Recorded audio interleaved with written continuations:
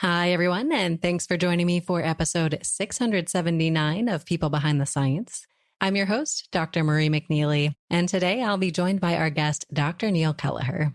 Listeners, if you want to continue meeting fantastic scientists through our podcast, you can follow us on Twitter at PBT Science, and I'm at Ph.D. Marie. And today, Neil is going to share some of his own experiences from his life, his career, and his research. So get ready to meet another one of our exceptional people behind the science. Every day, discoveries are made that will change our understanding of the world around us. Dr. Marie McNeely is here to bring you the brilliant minds who are making these discoveries so they can share their incredible stories and take you on an amazing journey. Welcome to People Behind the Science.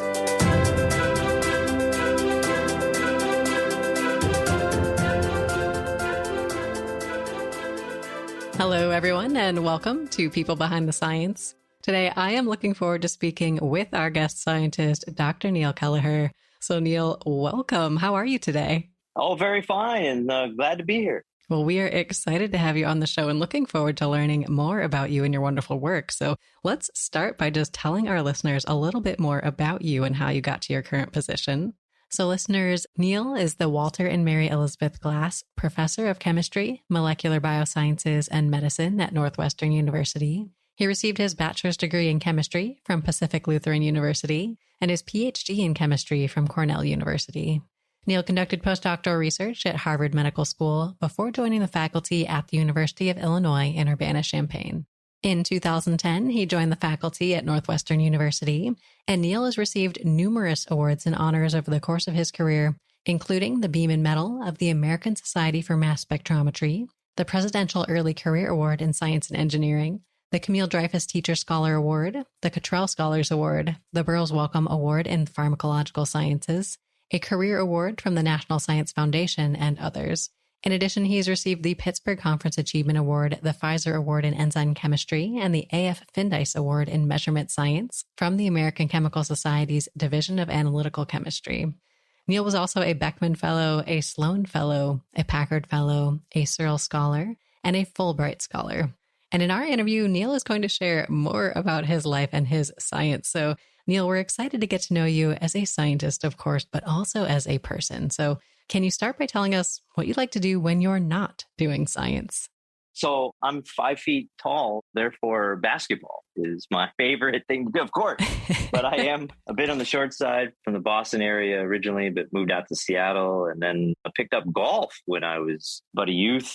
So I've easily spent 10,000 hours golfing and carry about a 7 handicap. And yeah, I'd say golf. And as I enter middle age, basketball, that's a young person's sport. So I'll have to leave it there eventually here soon. Gotcha. Well, it sounds like you have a lot of things kind of keeping you active and entertaining you outside of the lab, which I think is fabulous. I've tried my hand at golf and I'm miserable at it, but it's a lot of fun anyways. So let's talk about your scientific side as well. I know you're keeping quite busy with all the work you're doing in the lab, but how do you describe your science to people who might not be familiar with your work specifically or with your field? Yeah, I guess if people ask me, what do I do in science? I say, well, I'm a biochemist. Sometimes I'll say protein biochemist or protein chemist. And I basically say I weigh proteins when I analyze proteins in the human body. Interesting. And I know you do a lot of methods development as well. So can you tell us, I guess, a brief summary of what this aspect of your work looks like? Yeah, technology development is an interesting area to be in. It's not the way a lot of science is driven, hypothesis-driven science with existing measurement technologies. So we have this kind of funny anecdote about a person who's had too much to drink looking for their keys at night, and they're under a lamppost, and the police officer comes up and says, "Hey, what are you doing?" And they say, "Well, I'm looking for my keys under the lamppost, of course." And he's like, "Well, okay, where'd you lose them?" And he points to way over there in the parking garage in the dark corner. So we need to build new lampposts. Measure what you must, not what you can. These are the sort of multi-decade, short, pithy things that express a philosophy of developing new technologies to measure new things. And that opens up whole new vistas in science. Absolutely. I think there are so many of these gaps there where scientists kind of know what they want to do, but they don't have the technology to exactly get at that specific question or get at that specific measurement. So I think this is critically important and very cool. So I look forward to talking more about it as we go through our conversation today. But I love to talk about motivation to get a sense of what makes scientists tick, to sort of understand what inspires and motivates you. So, Neil, do you have a favorite quote or a saying or maybe a mantra that goes through your mind in your everyday to keep you motivated and inspired? To me, science became linked with sports or a competitive spirit, I suppose. I used to wrestle in high school and quickly found out I couldn't in college at the next level. But then something happened to me. I was out in Seattle and I had an internship at the age of 15 at the company warehouse, a paper company. And this chemist had to work with me for the summer, poor guy. But he basically put a bunch of elemental sulfur, this yellow substance, in a pie tin and said, okay, you got the summer, you got to tell me what this is. And he sort of let me engage with the basic instruments that were in the lab. And I remember somebody helped me make what was called a KBR pellet into an infrared spectrum. And the computer, then a very rudimentary, this is in 1986 or something, right? Did a database search and found that it was sulfur, a spectral match sulfur. I was like, wow. So that was a pretty intense experience and set me on a path. And then when I hit grad school in a conference, I realized this was a competitive venture. And that's sort of, now I'm 51 and continuing to try to compete. So it's tied to sports, I suppose, in some sense. There's a cooperative element to what we do. Building consortia and consensus in science is important if you want to do something big, as we do. So I would say the phrase that I think about a lot when I wake up in the morning and the coffee hits the neurons is cooperation. It's both competitive, but also you got to cooperate. So it's this, like many things in life, it's complicated, but cooperation is asking you to think about two things in your mind at the same time. Absolutely. And I like the metaphor there with sports, sort of this combination of this competitive spirit, but also the team nature of a lot of the work that you're doing to solve these exciting puzzles in science. I think that's wonderful. And you mentioned you had this internship that really kind of got you into a chemistry lab, perhaps for the first time. But where did your interest in science start? How did you know you wanted to pursue this internship? I don't know. Maybe it was my grandpa. He was an engineer in the war at Bendix and all the way back to when they put radar on planes. And maybe it was when I was a kid. He sat me down and did this trick with a comb where he combs his hair and then static electricity forms. And then he runs the water out of the faucet and the water bends because of the static. And I was 10, 12 years old, something like that. So they're tiny moments, but for a young person, they can be formative. And I don't know. Why did I get into it's the best I got. That's how I ended up here. But just the willingness to jump in, dive in, and just apply all that I had. That was sort of a wrestling psychology, I suppose, is like you put fear aside and you're present and you go with everything you've got. Absolutely. And I think it's wonderful to hear about these different paths that scientists took to kind of get into science at first, because some people have this very logical thing where they knew at the age of 4 that they wanted to be a doctor or whatever the case may be. And I think a lot of people have this more circuitous path where these opportunities come up, you take advantage of it, you kind of go with the flow and just keep following your interests along the way, which it sounds like perhaps was more of the case for you. Yeah, 100%. I resonate with that. It's kind of my path. If something wouldn't have worked out, I would have slid another way. And you kind of have this sort of fluid. Now I'm quite cemented in, I suppose, at 51. But yeah, at the time I was pretty malleable and would go with the flow, as you said. Definitely. So I'm curious to hear a little bit more about what some of these key moments were, maybe some of these forks in the road. Neil, what are some of these moments that really helped you get from that curious kid who was starting to do chemistry to now where you are today there at Northwestern? Oh, okay. Yeah, I could probably point to 2 or 3 that were formative. Like one was as an undergraduate at Pacific Lutheran there, small liberal arts college right out in Tacoma. I did organic chemistry poorly, organic synthesis. And the year now is 1987. And I gave my first talk in this regional American Chemical Society conference. You know, it's 5 or 6 small colleges get together and maybe some from the universities. And yeah, I gave a talk on the synthesis of 6,6-difluoroshikimic acid, an inhibitor of an enzyme. And I sort of am excitable, I guess, very open person, effusive, I would say. And that had a value in a scientific talk. Once you have command of the material, you can let your personality come out. And so I won best talk at the smallest conference you've ever been at. But it was like, oh, okay, I can do this. And people aren't always critical. They're constructively critical most of the time.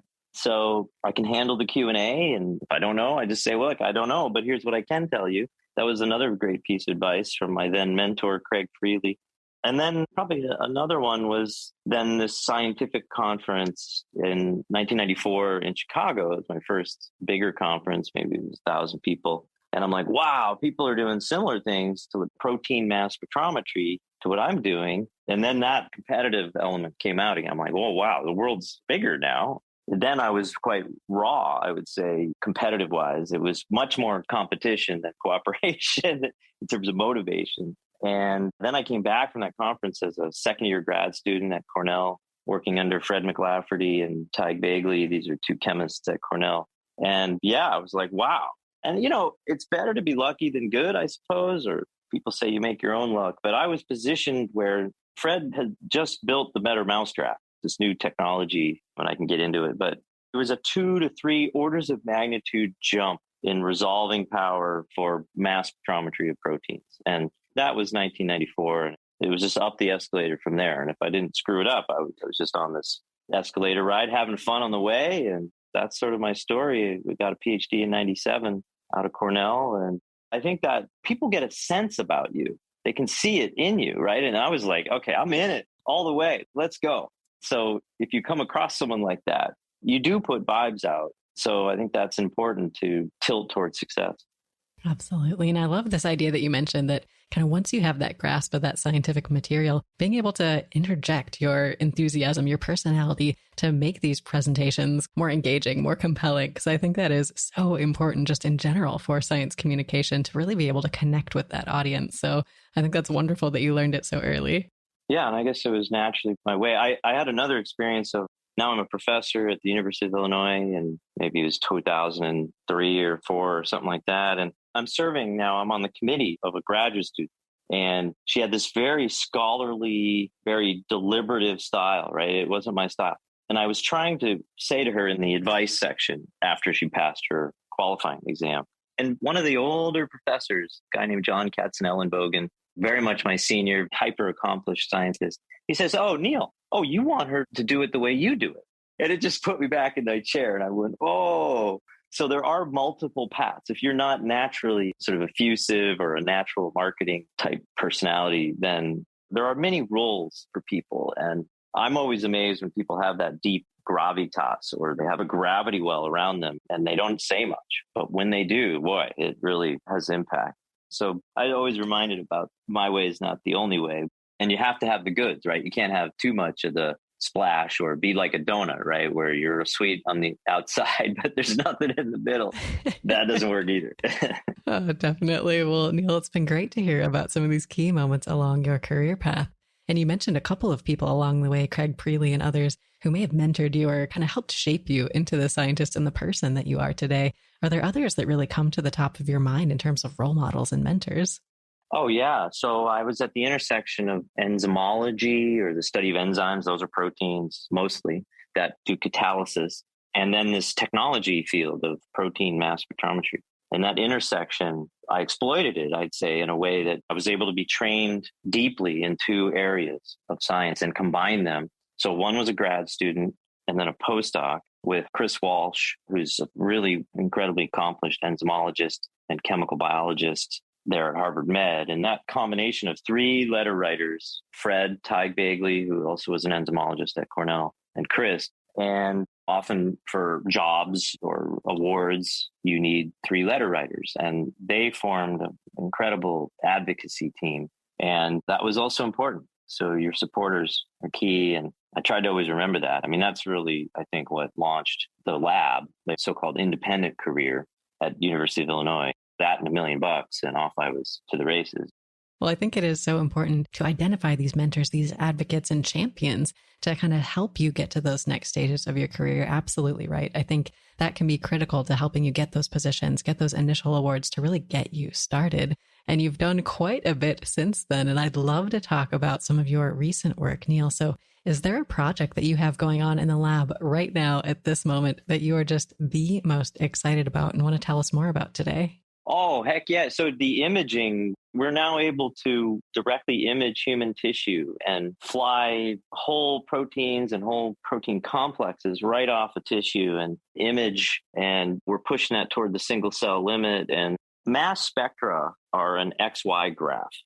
And you can stitch them together and make a movie and try to make it visually appealing. But boy, the multicolor images or protein structures that people show, I've always had image envy. And now we're able to create these beautiful images of just what proteins are present and where in certain portions of tissue, down to about 20 micron spatial resolution right now. So that's probably the latest, greatest out of the lab. We call it PIMS, Proteoform Imaging Mass Spec. That is phenomenal. So taking a step back and looking at the bigger picture, what would this PIMS be used for, or what are some of the potential applications for it? So there's many large science programs and consortia right now. There's an effort to map the human body at single cell resolution, and that means determine all the cell types. So we also had published a paper in Science in January of this year that really showed that a cell type, like, okay, I'm a liver cell, but there's many types of liver cells. There's 5 main cell types and more than that now. We're going to be determining all the cell types in the human body by various technologies. So my point is the proteoform, that concept, which we can define in a bit, that proteoform concept connects to what is a cell type. It's a cell of, let's say, a particular liver cell, or in the pancreas, the islet cells that go wrong in diabetes. Okay, what's going on in that cell exactly? And what is it in health and normal biology within the bounds of normalcy? And you can define those, because that allows you to call disease with clarity. So I said 2 things there. One was we're going to be able to define exactly what a proteoform constellation looks like in a certain cell type, and that those two are inextricably linked. And then also the difference between normal and disease. Proteins mediate human disease, all human disease. So therefore, knowing them exactly and being able to localize them and define cell types and be able to call health versus disease with precision and accuracy. These are the all-in-one word salad there. That's what the tech is going to open up. Well, I think this is amazing, and it has so much potential for future applications and for medicine kind of more generally. So this is amazing work that you're doing, but I know not every day is sort of the sunny picture in the lab that a lot of people envision, where you're making great discoveries and having these big successes. I think a lot of times it feels like everything's going wrong. You have failure after failure after failure. And this is common in science, but a lot of people don't realize it. So Neil, do you have an example of something that you really struggled with, or a major failure that you experienced that you can tell us about and walk through how you got through it? It's not how you do when things are going well. It's being able to pick yourself off the mat after a rough week. And I consider myself pretty successful. Let's say 80% of my attempts to get grant funding support is fail. That's the shock, I suppose, of graduate school. As you come out of schooling, you did really well or marginal and whatever it is. And then you come in and you get hit with research where many of the experiments don't work as designed. And you have to get really good at, okay, now how do I prioritize my time? And full disclosure, I had a little bit of an easier path because of this new technology, the better mousetrap that I referred to, or this new technology that I was pulled into at the ground level. But still, you do have to get good at sort of reveling in, okay, what I did just did not work. How do I learn from that? Because you learn enough times through that and you seek advice. You're like, bounce your ideas out. Don't suffer in isolation. So one of my superpowers, I feel, was just going around the department and talking to people, especially people who know, like 10 years ahead of me. And well, before cell phones, if I was lost driving around a city, I would stop and ask someone, hey, point me the right direction. And sometimes you have to ask 3, 5, 6 people. So I think that was my approach, is to not suffer in isolation and say, I just work harder. I'll be able to figure this out. It's so complicated. There's so many different dimensions to science and technology. And as science has moved forward, it's accelerating in some ways. And so becoming more depth and more nuance and sometimes more expensive to carry out experiments. So I don't know if that word salad helps any listeners, but that was my approach. And there, I suppose, being social helped, that people would help me for the asking. And you give them a soda in return, or you like, is there something I could do for you? Because there's multiple ways to engage people. And you sort of figure that out early, and that's your path to expertise, and then try to follow their advice. Anyway, that's how I did it. Well, I think that's so helpful because I think for a lot of people who are early in their careers, whether it's a graduate student or even an early career faculty, they feel like part of their charge is to be solving all of their problems independently because they're working towards that independent career. But I think that's not the solution in so many cases. Sometimes all you need is that one piece of advice, that one sort of offhand comment that a colleague makes to kind of get you out of the slump, to spark an idea, to get over one of these hurdles that you're facing. So I think that is a really helpful approach for our listeners out there to be employing. 100%. And let me add this, that if you're a junior faculty member, sometimes there's official mentoring committees, sometimes it's informal. But if you go and say 4 weeks before a big grant is due, here's a copy, can you read it? It's not a sign of weakness. It's a sign of strength that you're seeking advice. And even if you don't think you'll need the advice, you're networking. Don't look now, but you're actually exposing what you're doing to a colleague who's going to vote on your promotion. And oftentimes you'll see a junior person comes up and says, oh, hey, I need your advice on something. And a really established senior person has had this happen before. And so even if they think, oh, okay, well, they're really just here to network, it just breaks the ice. So in either way that you parse it, you really need the advice or you're seeking to establish a connection with someone. It's a useful thing. Absolutely. I think this networking cannot be underemphasized in science. And you've had many successes to celebrate along the course of your career, of course, Neil. So I'd love to talk about some of these as well. Do you have a favorite success story you'd like to share with us today? Well, honestly, yeah, it's the sequencing of the human proteome. It's doing what we did for DNA, but for proteins. That's another thing maybe people could take away from what I'm saying. Whatever the recent success, it's like, what's the next one? Mm-hmm. There's like a victory lap for 12 seconds. And that's not always healthy, perhaps. You want to smell the roses along the way, for sure. But yeah, this is my response, is to focus on the next step. And to me, it's an obvious next step, but not to everybody. After the Genome Project, we sequenced the human genome, had a really great draft and a reference genome done by 2002, and it really transformed biology, medicine. So we need a similar effort for proteins. There's 20,300 human genes, and how many different protein forms, what we now call proteoforms, do we make in the healthy human body? So that's the success that 10 years from now I want to be discussing. Oh, wonderful. So where are we at in this process of getting started and moving towards sequencing that full human proteome? Yeah, I would say it's a really interesting time now, and that the arc of history, like when could the technology be up to the challenge?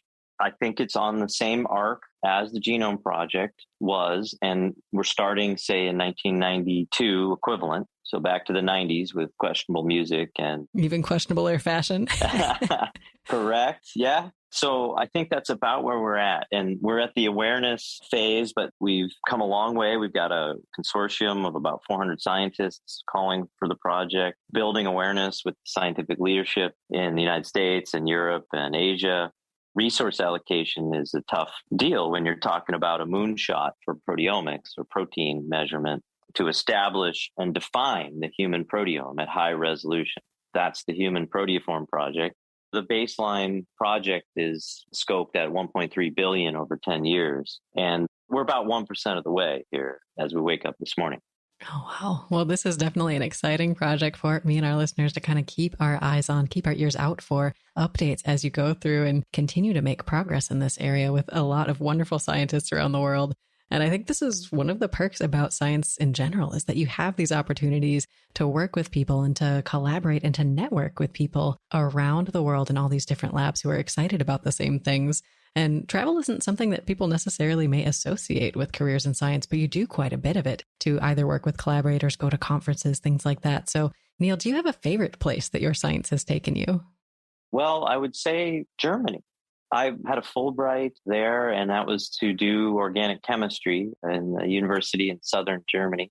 And I was a German major, so I always feel quite at home there and travel back a lot.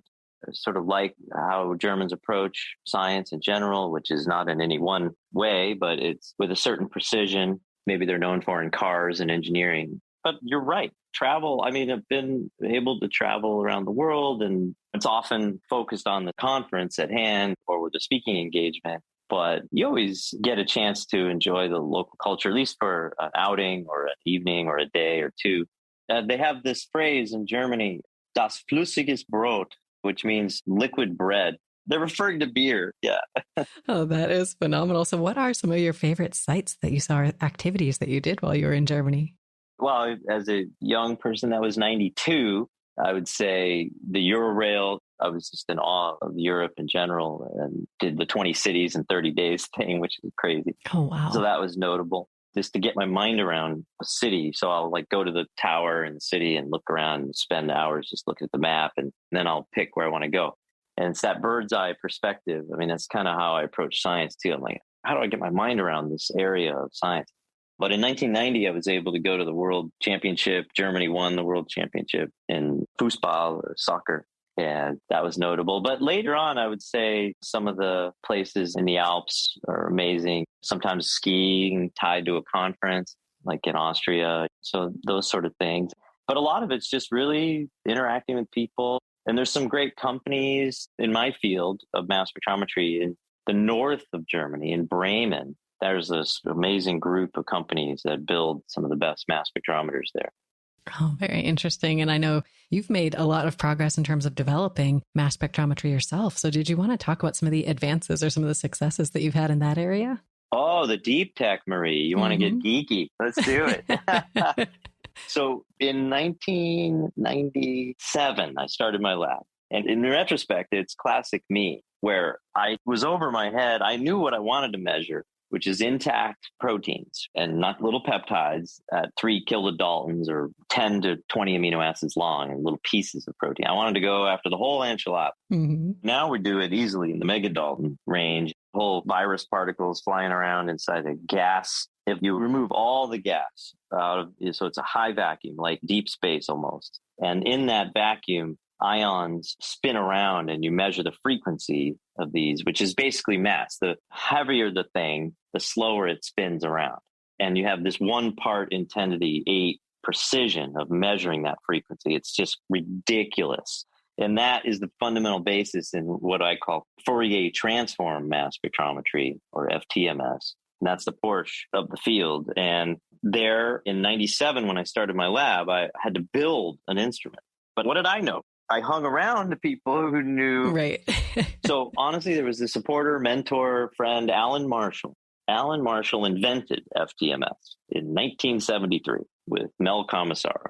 And Al was running a facility at Florida State University, funded by the NSF and the state of Florida, called the National High Magnetic Field Lab. So there was this thing, like 12-ton instrument in 97.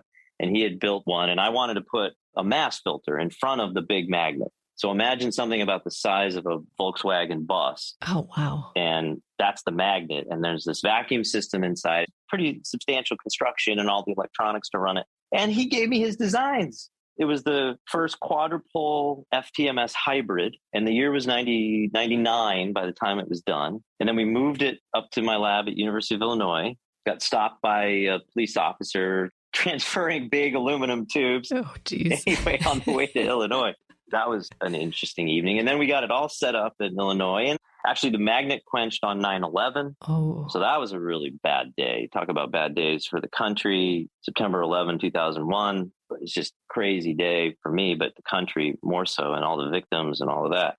But we dusted off and moved along. And by 2003, we're generating data that no one else really could generate. And that's what secured tenure. So it was a giant risk that I took, but I borrowed from my friends or my network. And then we're able to establish this instrument, make measurements that few others could. And warp ahead to today, we don't use the big magnets. We use what's called an Orbitrap mass spectrometer, where you don't need the big superconducting magnet any longer. Well, I think this is an amazing story, and it really speaks to the generosity of that colleague, like you said, who just was willing to give you those designs. I think that's just a really great example of open science, allowing people to really take that next step, to make that next leap and advance things so much more quickly than if they had to sort of start from scratch. So I think that's absolutely amazing. And I think often scientists are portrayed as being very serious, very critical, and very protective of their own work. And I know the research is very important, but some of the most creative, most funny, most generous people I know are scientists. And I know every lab has quirks and traditions and things that really make it unique. So for you, Neil, are there examples you can think of labs that you've worked in over the years, or just some of these quirky or funny memories that you can share with me and our listeners today that show this human side of science?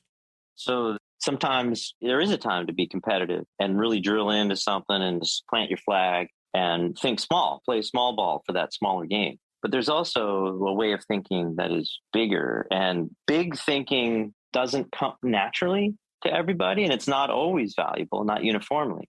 But I think that's allowed me to say, well, okay, I'm going to lose this little battle, but now I'm going to make a friend. And that's a type of anecdote that I've often come across, or just usually quite positive. So that often helps, like to interact with. I'm not guarded or suspicious. Yeah, yeah, right. Because you put out those vibes and people start to close down, and then you're forced into more small ball in your area. And you can't take on the world as a junior professor or as a trainee. You have to be creative as you rise. But even like as I was a postdoc, perfect example for young scientists or people who want to see how the gears of science turn sometimes.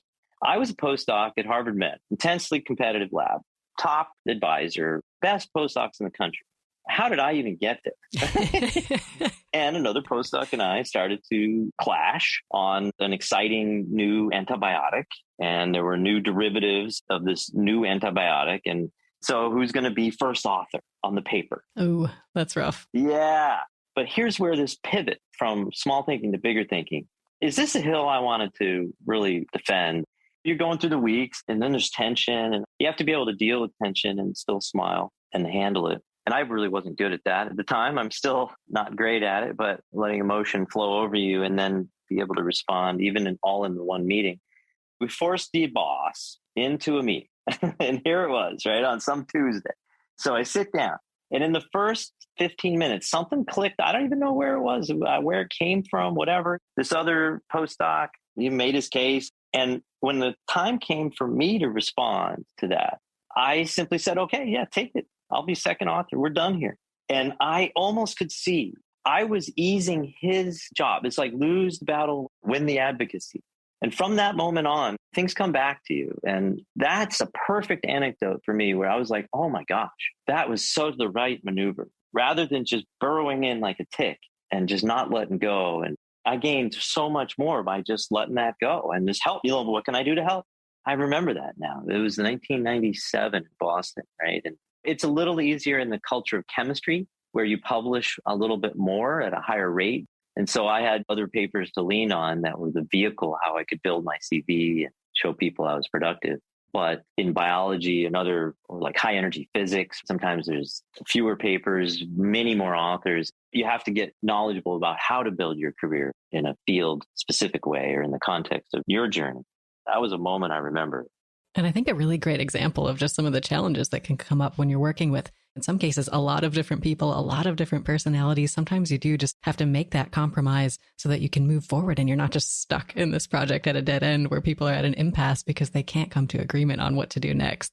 Yeah. Well, what helped me too is I was aware of the surroundings. And if you're super, super tense, or like when you give a talk, which you should seek out to do, put yourself in stressful positions so you get easier and easier dealing with that stress.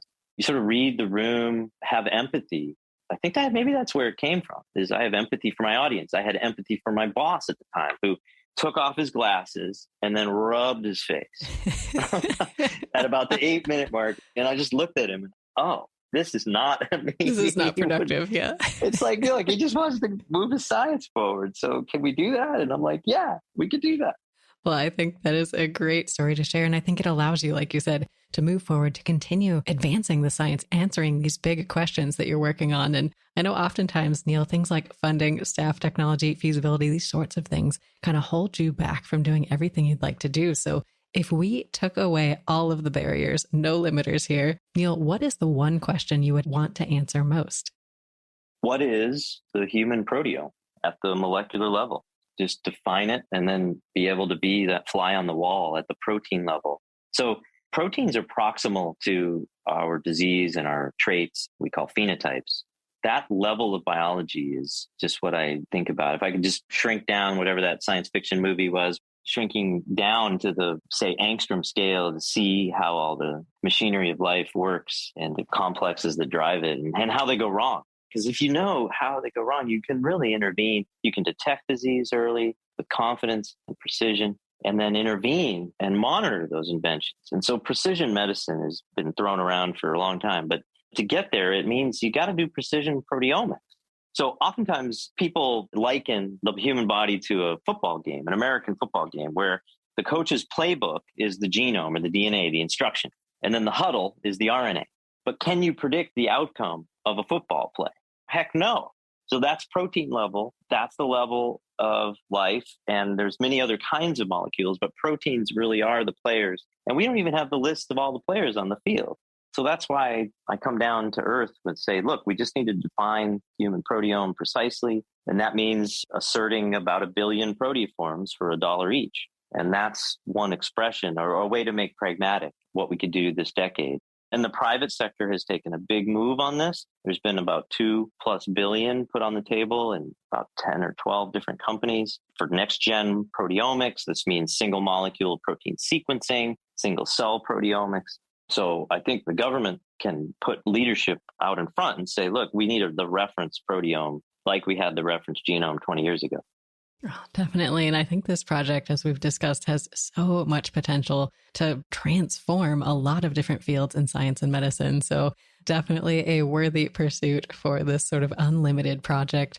And we've covered a lot of ground in our conversation today, but I'd love to end with advice, Neil. Do you have a piece of advice that you can share with our listeners, maybe one that really helped you that you can pay forward today?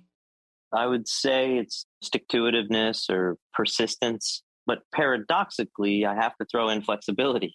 That's what's so hard is what's my path? And you want to be able to lay it out and say, here's the things you need to tick off a list. But it's this combination of being able to endure some challenges under duress, but then also realize when you can go around a barrier instead of just through it.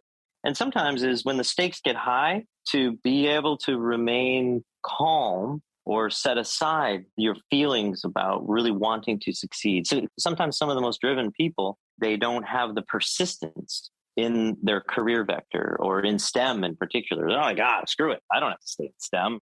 Right. It's just finding the environment. And so flexibility of seeking environment and different training, it doesn't have to be a straight line. If you can get up to a certain level and get some perspective, some reinforcement, there's a lot of help out there in terms of culturally aware mentoring, realizing that all future scientists come from a certain background. All those things are being really forwarded by the stakeholders of science, people who fund science, and there's more help than ever out there. So just stick with it and stay flight. If you're not in a great environment or you don't feel supported enough, and certainly you'll be put under stress, you'll be put on the spot. That's always part of achievement, but there should be some level of support around that as well. Don't suffer in silence, as we said before. If you're not highly social, find a way to interact with people quietly that can be supportive and continue to seek it out.